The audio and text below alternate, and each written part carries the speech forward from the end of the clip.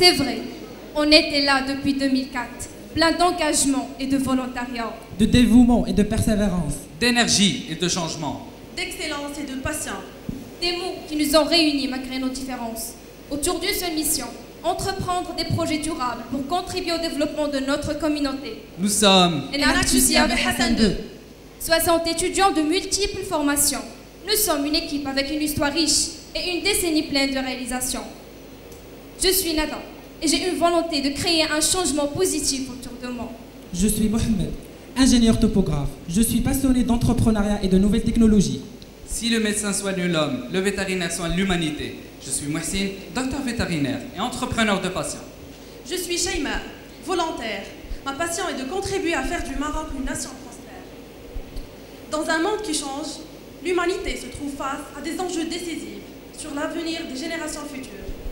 Croissance démographique, pauvreté, faim et insécurité alimentaire. Le Maroc, à l'instar des pays en voie de développement, est sérieusement confronté à ces problématiques.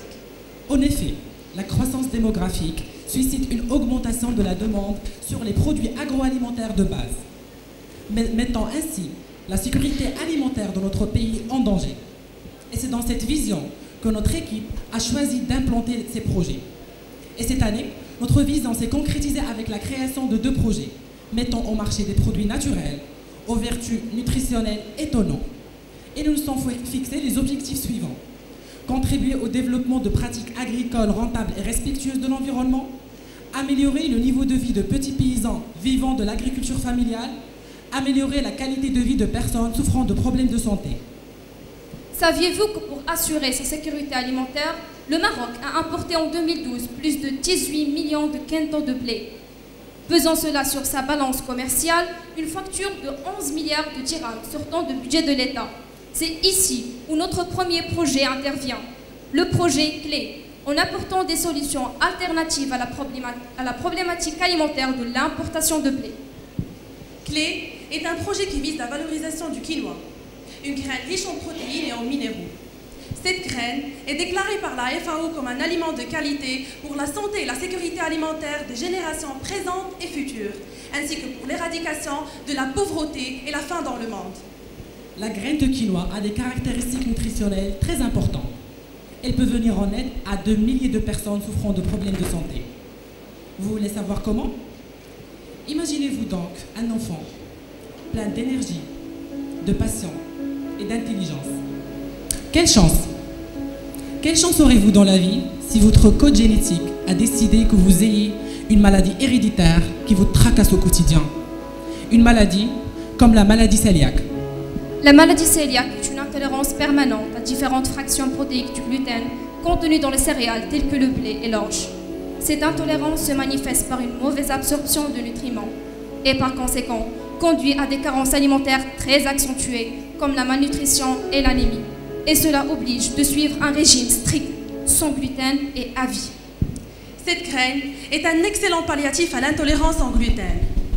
Elle apporte suffisamment de protéines, de minéraux et d'oligoéléments pour avoir une alimentation équilibrée et complète. Le projet Clé repose sur la création d'un modèle de production de quinoa au Maroc dans un cadre d'agriculture durable pour mettre au marché un produit naturel, accessible par tous les Marocains et plus spécialement par les malades cœliaques. Dans un premier temps, nous avons identifié un agriculteur de la région d'Ormani, plus précisément au Douar Insbet. Prénommé Karim, cet agriculteur n'échappait pas à la règle. Il adoptait majoritairement des cultures de céréales. Par contre, Karim était prêt à investir pour diversifier son système de production. Durant 1 an et demi, nous lui avons fourni les semences nécessaires pour lancer sa production. Via des formations, nous lui avons transmis tout notre savoir-faire sur la technique culturelle, en lui enseignant les pratiques culturelles du semis jusqu'au conditionnement, ainsi que la production des semences pour le rendre totalement autonome. C'est ainsi que Karim a maîtrisé le processus de production. Il est devenu autonome. Et afin de bien mener le processus de production et de conditionnement de la culture, il a recruté 7 femmes au foyer. Nous, Enaktusia Hassan II, avons formé ces femmes sur la technique de préparation de couscous à base de quinoa, ainsi que sur les techniques de lavage des graines, qui est une étape très importante pour assurer un produit de qualité. En recherche et développement, une gamme de 5 produits a été créée. 2 parmi les 5 produits ont été commercialisés pour tester le marché, graines de quinoa et couscous à base de quinoa. Ceci à travers la vente directe dans plusieurs expositions et salons, à savoir le Salon international d'agriculture de Meknès, le Salon régional d'agriculture de Bouznera et celui de Stade, le Forum de l'étudiant Aliavé Hassan II et la Journée nationale du quinoa Aliavé. Pour 500 grammes, le prix de vente est de 40 dirhams, beaucoup moins cher que celui du quinoa importé qui coûte autour des 65 dirhams. Prochainement dans le marché, on aura biscuits, nougat et farine à base de quinoa. Ces produits sont également disponibles en commande téléphonique auprès de Karim. Et ce n'est pas tout. Dans une approche marketing de sensibilisation, nous avons contacté l'Association marocaine des intolérants au gluten pour une collaboration. Et nous étions présents lors d'un événement organisé par la dite association pour faire connaître nos 2 produits et mesurer leur acceptabilité avec les consommateurs via des enquêtes appropriées. Cette approche nous a permis d'approcher notre population cible, de l'engager et de mesurer de près son besoin. Pour évaluer les impacts économiques du projet clé, nous avons adopté les indicateurs suivants.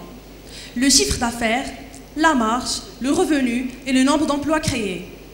Sur un cycle de production annuel et en exploitant seulement 2 hectares, l'exploitant a pu produire 600 kg de quinoa, soit un chiffre d'affaires de 52 000 dirhams, 3 fois plus que ce qu'il réalise d'habitude sur une même superficie de blé.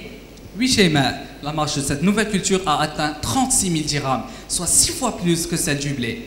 Parallèlement à cela, 7 emplois ont été créés pour 7 femmes au foyer, dont le revenu parfois m'est passé de 0 à 2500 dirhams entre février et juin 2014.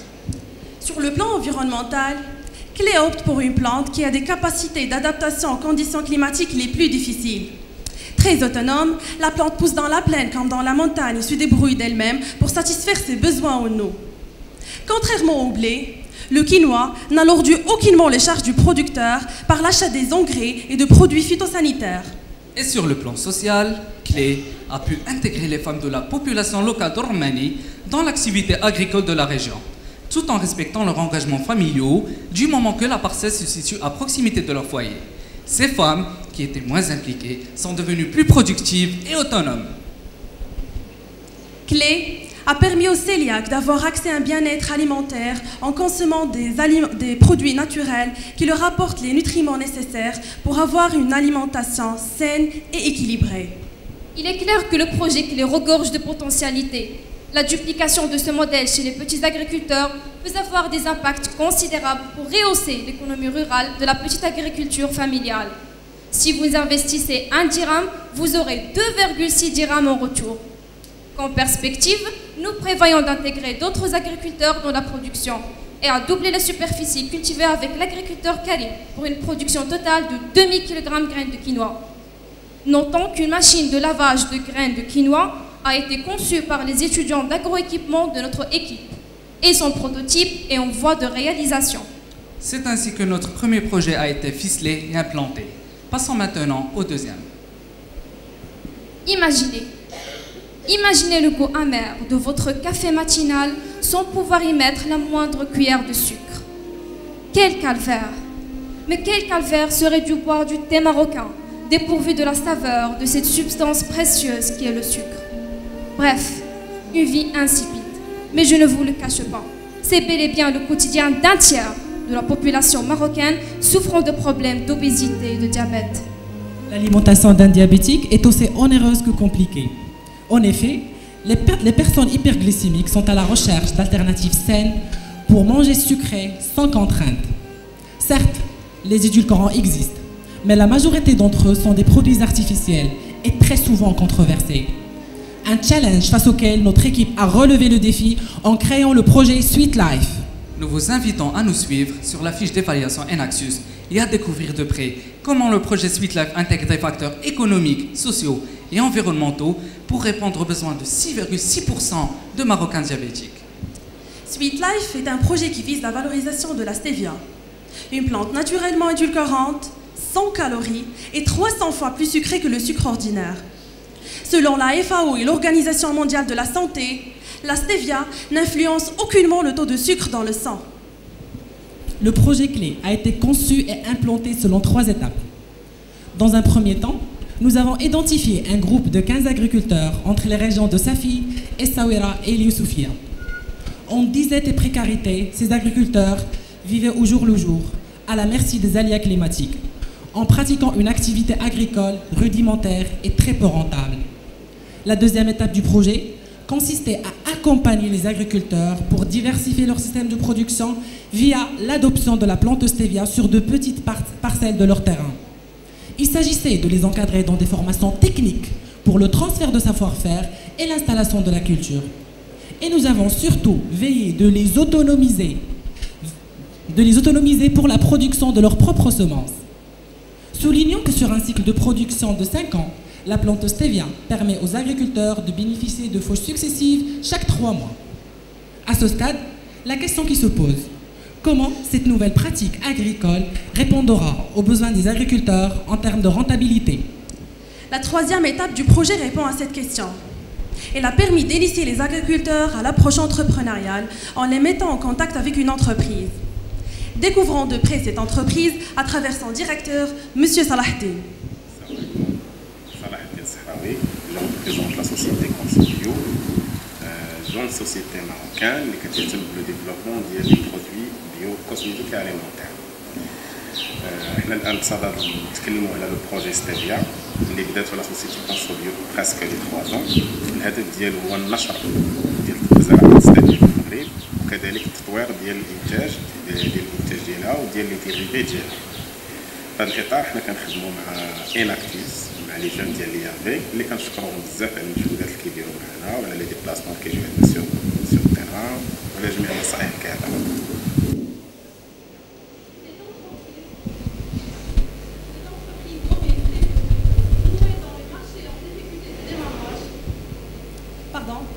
Cherche de fournisseurs de stevia pour lancer sa production, pour lancer sa nouvelle activité de séchage des feuilles. Un contrat de partenariat de 5 ans a été conclu entre l'entreprise et les agriculteurs pour assurer l'écoulement direct de la récolte. Oui, Cheba. Alors, quels sont les impacts économiques, sociaux et environnementaux du projet Sweet Life?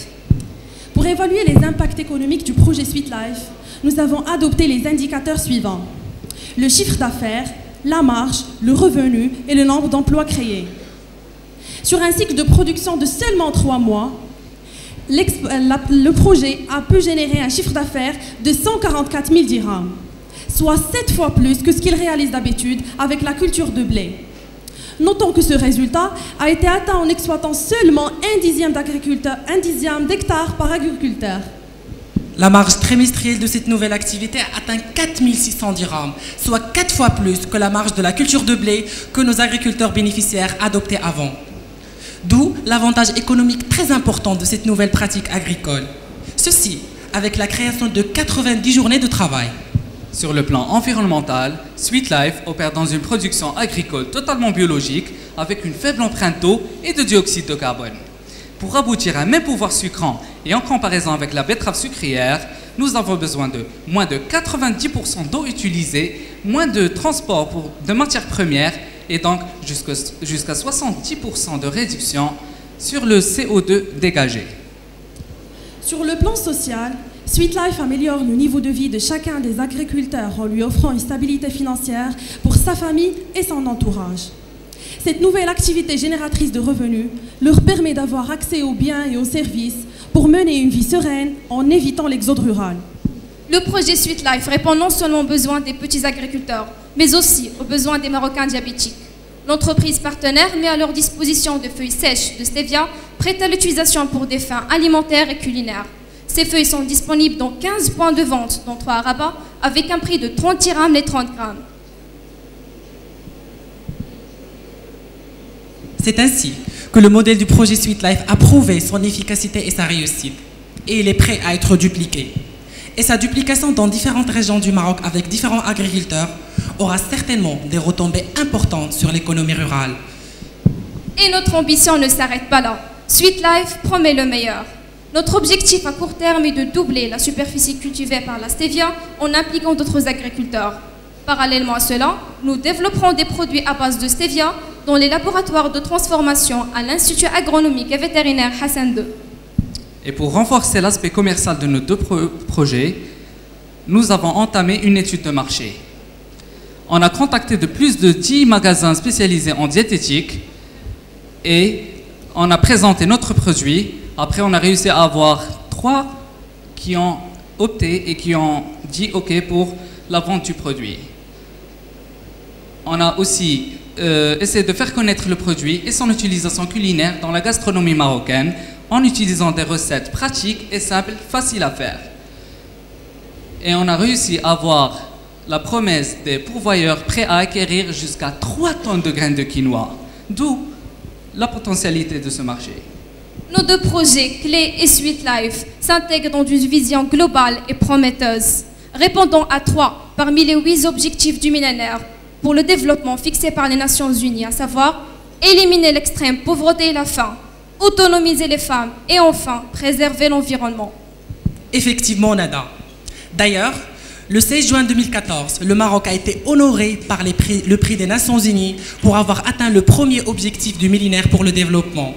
Nous sommes fiers d'apporter notre petite graine de contribution pour la réalisation de ces objectifs. Cette année, nous, Enactus avec Hassan II, avons mené 2 projets pour le bien de notre communauté, Sweet Life et Clé. Sur le plan économique, nos deux projets en exploitant une superficie totale pilote de 3,5 hectares, ont levé un chiffre d'affaires global de 196 000 dirhams, soit 10 fois plus que le chiffre d'affaires que nos agriculteurs bénéficiaires avaient avec la culture de blé. Sur le plan social, nos projets ont mis à la disposition de nos populations cibles des produits répondant à leurs besoins les plus spécifiques, tout en leur procurant une alimentation saine et équilibrée et en leur offrant un bien-être alimentaire. Et sur le plan environnemental, nos projets ont permis l'installation de pratiques agricoles respectueuses de l'environnement et biologiques, tout en réduisant l'empreinte du dioxyde de carbone dans l'atmosphère ainsi que les quantités d'eau utilisées. Mesdames et messieurs, merci beaucoup pour votre présentation.